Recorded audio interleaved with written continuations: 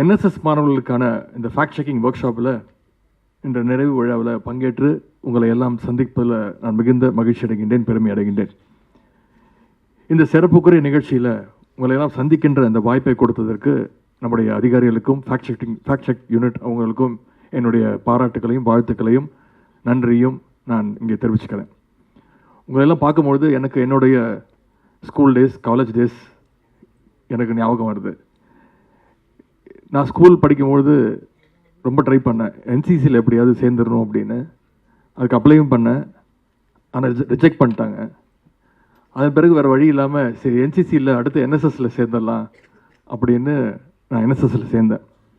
இன்றைக்கி NSS training எடுத்ததுக்கப்புறம் இன்றைக்கி தமிழ்நாட்டுடைய துணை முதலமைச்சராக இன்றைக்கி நம்முடைய முதலமைச்சர் தலைமையில் அவருடைய வழிகாட்டுதலில் இன்றைக்கி மக்கள் பணியை ஆற்றிக்கொண்டிருக்கிறேன். என்னுடைய இந்த மக்கள் பணிக்கு தொடக்க புள்ளியாக இருந்தது நம்முடைய என்எஸ்எஸ் அப்படின்னு சொன்னால் அது மிகையாகாது.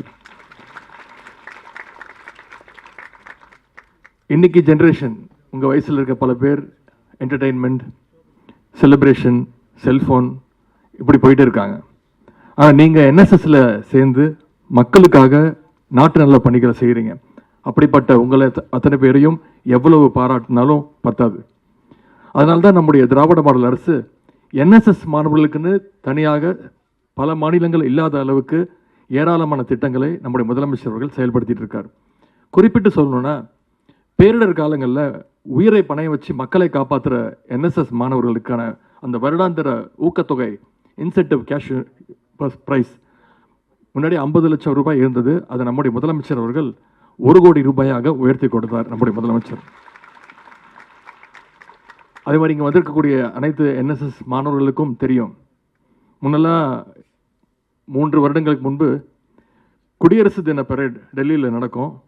அதுக்கு ஒவ்வொரு முறையும் ட்ரெயினில் தான் போயிட்டு வருவாங்க. பல முறை நான் என்எஸ்எஸ் மாணவர்களை சந்திக்கும் பொழுது அவங்க சொல்லுவாங்க, சார் மற்ற ஸ்டேட்லேருந்தெல்லாம் வந்துடுறாங்க சார், ட்ரெயினில் பக்கத்தில் டெல்லிக்கு வந்துடுறாங்க. நாங்கள் தமிழ்நாட்டிலேருந்து இங்கேருந்து போகிறதுக்கு ஒரு 3 நாள், வரத்துக்கு ஒரு 3 நாள், 6 நாள் ட்ராவலிங்லேயே எங்களுக்கு போயிடுது சார், டயர்டாகிடுது அப்படின்னு சொன்னாங்க. இதை நான் முதலமைச்சருடைய கவனத்துக்கு எடுத்துகிட்டு போனேன். முதலமைச்சர் அவர்கள் உடனே ஒரு ஆர்டர் பாஸ் பண்ணாங்க. என்னென்னா, இனி தமிழ்நாட்டு என்எஸ்எஸ் மாணவர்கள் ட்ரெயினில் டெல்லிக்கு போக தேவையில்லை, அத்தனை பேருக்கும் தனியாக ஃப்ளைட்டில் டிக்கெட் போட்டு ரிப்பப்ளிக் டேயில் அவங்க அத்தனை பேரும் ஃப்ரெஷ்ஷாக தங்களுடைய முழு ஸ்ட்ரென்த்தையும் காட்டணும் அப்படின்னு முதலமைச்சர் அவர்கள் அந்த உத்தரவு போட்டாங்க.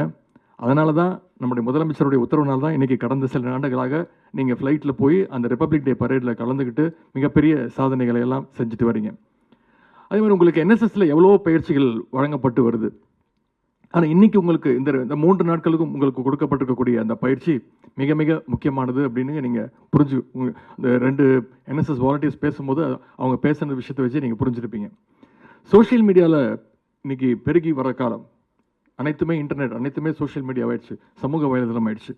அதில் மிகப்பெரிய அளவில் பொய் செய்திகளும் வதந்திகளும் பல பேர் பரப்பிட்டு இருக்காங்க. ஒரு உண்மை எவ்வளோ சீக்கிரம் போய் சேருதோ அதை விட 2 மடங்கு 3 மடங்கு ஸ்பீடாக ஒரு பொய் செய்தி ஈஸியாக மக்கள்கிட்ட போய் சேர்ந்துடும். இன்றைக்கி இந்தியாவில் இருக்கக்கூடிய ஒரு பாசிச கும்பல் இந்த பொய் செய்தி, ஃபேக் நியூஸை பரப்புறதையே ஒரு அடிப்படை கொள்கையாக ஒரு ஃபுல் டைம் ஜாபாகவே பண்ணிகிட்டு இருக்காங்க. யாருன்னு நான் உங்களுக்கு சொல்ல தேவையில்லை. பொய் செய்திகள் மூலம் மக்களை குழப்பணும், அவங்களுடைய அறிவை மழுங்கடிக்கணும் அப்படிங்கிறதுக்காக அதையே ஒரு நோக்கமாக எடுத்து பொய் கதைகளை, கட்டுக்கதைகளை அவிழ்த்து விட்டுக்கிட்டே இருக்காங்க. பொய் செய்திகளை எப்படி கையாளும் அப்படின்ற கேள்வி இன்னைக்கு வேர்ல்டு ஃபுல்லாக, உலகம் முழுக்க இன்றைக்கி அந்த கேள்வி எழுந்துட்டு இருக்கு. வதந்திகளில், ரூமர்ஸில் 2 வகை உண்டு. ஒன்று மிஸ்இன்ஃபர்மேஷன், இன்னொன்று டிஸ்இன்ஃபர்மேஷன். மிஸ்இன்ஃபர்மேஷன் அப்படிங்கிறது எந்த உள்நோக்கமும் இல்லாமல் பரவுகின்ற செய்திகள். ஆனால் இந்த டிஸ்இன்ஃபர்மேஷன் அப்படிங்கிறது திட்டமிட்டு பிளான் பண்ணி ஒரு உள்நோக்கத்தோடு பரப்பப்படுகின்ற அந்த பொய் செய்தி. மிஸ்இன்ஃபர்மேஷனை விட டிஸ்இன்ஃபர்மேஷன் மிக மிக ஆபத்தானது. குறிப்பாக குளோபல் ரிஸ்க் ரிப்போர்ட் 2024 அவங்களுடைய அறிக்கையின்படி உலகத்தில் இருக்கக்கூடிய இன்னைக்கு மிகப்பெரிய ஆபத்துகளில் 2வது இடத்துல இருக்கக்கூடியது இந்த டிஸ்இன்ஃபர்மேஷன் தான்.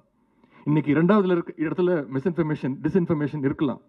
ஆனால் இன்னும் 2 ஆண்டுகள் கழிச்சு இந்த டிஸ்இன்ஃபர்மேஷன் மற்றும் மிஸ்இன்ஃபர்மேஷன் 2ம் தான் உலகத்திலேயே மிகப்பெரிய ஆபத்தாக, அச்சுறுத்தலாக மக்களுக்கு இருக்க போகுது. போலி செய்திகள் மட்டுமல்ல, இன்னைக்கு ஹேட் ஸ்பீச், வெறுப்பு பேச்சும் பெரிய அளவில் மக்களையும் நம்முடைய நாட்டையும் பாதிச்சுட்டு இருக்கு. குறிப்பாக சிறுபான்மையின மக்கள், ஒடுக்கப்பட்ட மக்கள், அவங்க வெறுப்பு பேச்சால் ரொம்பவே பாதிக்கப்படுகின்ற சூழல் இன்னைக்கு ஏற்படுத்தியிருக்கிறாங்க. இதுக்கு நாட்டில் பல உதாரணங்களை நான் சொல்லலாம். சில வருடங்களுக்கு முன்பு வட மாநிலங்களில் பீஃப் சாப்பிட்றாங்க, பீஃப் வச்சுருந்தாங்க அப்படின்னு கும்பலாக சேர்ந்து மக்களை அடிக்கிறதெல்லாம் விஷுவல்ஸ் நீங்கள் பார்த்துருப்பீங்க. வட மாநில தொழிலாளர்கள் தமிழ்நாட்டில் தாக்கப்படுறாங்கன்னு சில வருடங்களுக்கு முன்பு அந்த வதந்தியும் பரப்புனாங்க. உடனே பீகார்லேருந்து நம்முடைய முதலமைச்சர் அவர்கள் என்ன பண்ணார்னா, அங்கே இருக்கக்கூடிய ஆஃபீஸர்ஸ் எல்லாம் வர வச்சு வட மாநில தொழிலாளர்கள் இருக்கிற இடங்களுக்கெல்லாம் அவங்கள அனுப்பிச்சு அரசு சார்பாக அவங்கள கொண்டு போய் காட்டணும், அவங்கெல்லாம் பாதுகாப்பாக இருக்காங்க, அவங்களுக்கு எந்த விதமான டிஸ்டர்பன்ஸும் இல்லை அப்படிங்கிறத உறுதி செஞ்சாங்க. அவங்க இங்கே சேஃபாக இருக்காங்கன்னு பீகார் அதிகாரிகள் உறுதி செஞ்சாங்க. அது மட்டும் இல்லை, எனக்கே இந்த பிரச்சனை நடந்துச்சு. ஒரு 3 வருடங்களுக்கு முன்பு நான் ஒரு நிகழ்ச்சியில் கலந்துக்கிட்டேன்.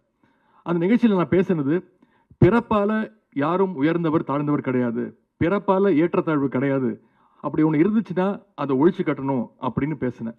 ஆனால் அதையும் திரிச்சு நான் ஒரு இனப்படுகொலையை தூண்டி விட்டுட்டேன், ஒரு ஜெனோசைடை கிளப்பி விட்டுட்டேன் அப்படின்னு என் மேலேயே பொய் செய்தி பரப்புனாங்க. என்னுடைய பேச்சை திரிச்சு நான் சொல்லாத விஷயத்த சொன்னேன்னு ஒரு கும்பல் நாடு முழுக்க அந்த வதந்தியை பரப்புச்சு. அதுக்காக என்னுடைய தலையை சீவி கொண்டு வந்தால் ஒரு சாமியார் 10 லட்சம் தரேன் அப்படின்னார்.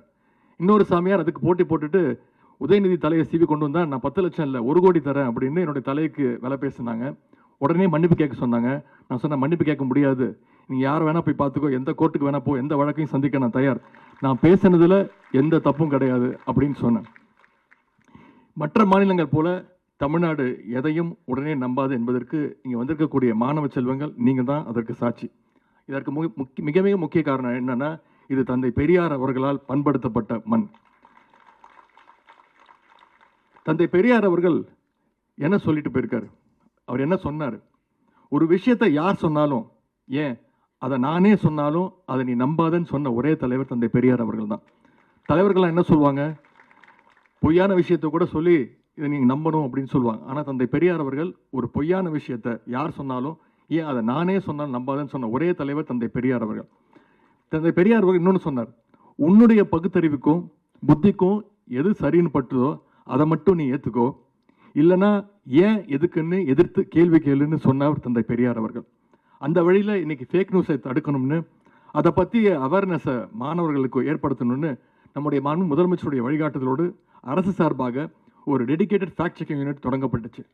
இன்னைக்கு தமிழ்நாடு ஃபேக்ட் செக்கிங் யூனிட் செயல்படுகின்ற வேகத்தை பார்த்து ஃபேக் நியூஸ் பரப்புகிற கும்பல் இன்னைக்கு சிலர் பதற்றம் அடைஞ்சிட்டு இருக்காங்க. கடந்த ஆண்டுகளை விட சமீப காலமாக ஃபேக் நியூஸ் பரவுறது தமிழ்நாட்டில் இன்னைக்கு மிகவும் குறைஞ்சிட்டு இருக்கு. அது அடியோடு நிப்பாட்டப்படணும். அதுக்கு ஃபேக்ட் செக் யூனிட்டுக்கு என்னுடைய பாராட்டுக்கள், என்னுடைய வாழ்த்துக்களை உங்கள் சார்பாக தெரிவிச்சுக்கிறேன். ஃபேக் நியூஸை எப்படி ஹேண்டில் பண்ணுறதுன்னு ஸ்டூடெண்ட்ஸ், கவர்மெண்ட் அஃபீஷியல்ஸ், ப்ரொஃபஸர்ஸ்னு இந்த 3 ஆண்டுகளில் கிட்டத்தட்ட 47,000 பேருக்கு ட்ரைனிங் கொடுக்கப்பட்டிருக்கு. அதோட கண்டினியூஷனை தான் இன்னைக்கு இந்த ஒர்க் ஷாப் நடத்தப்பட்டிருக்கு. இந்த ஒர்க் ஷாப்பில் கலந்துக்கிற நீங்கள், உங்களுடைய நண்பர்கள், உங்களுடைய குடும்பத்தினர், உங்களுக்கு தெரிஞ்சவங்க கிட்டலாம் இதை பற்றி பேசணும். இனிமேல் நீங்கள் ஃபேஸ்புக், இன்ஸ்டாகிராம், ட்விட்டர் இதெல்லாம் போனீங்கன்னா அதில் வர ரீல்ஸ் அதெல்லாம் பார்த்துட்டு எது ரீல் எது ரியல் அப்படிங்கிறத நீங்கள் பகுத்தறிஞ்சு யோசிக்கணும். முக்கியமாக நீங்கள் எல்லோரும் ஃபேக் நியூஸை வீழ்த்துற அந்த வாரியர்ஸாக களத்தில் நிற்கணும், செயல்படணும்னு கேட்டுக்கிறேன். உங்கள் அத்தனை பேருக்கும் என்னுடைய வாழ்த்துக்களை நான் தெரிவிச்சுக்கிறேன். பொய்கள் வீழட்டும், உண்மை ஓங்கட்டும், பொய் செய்தியற்ற சமூகத்தை அமைப்போம்னு சொல்லி இந்த வாய்ப்புக்கு நன்றி கூறி விடைபெறுகின்றேன். நன்றி, வணக்கம்.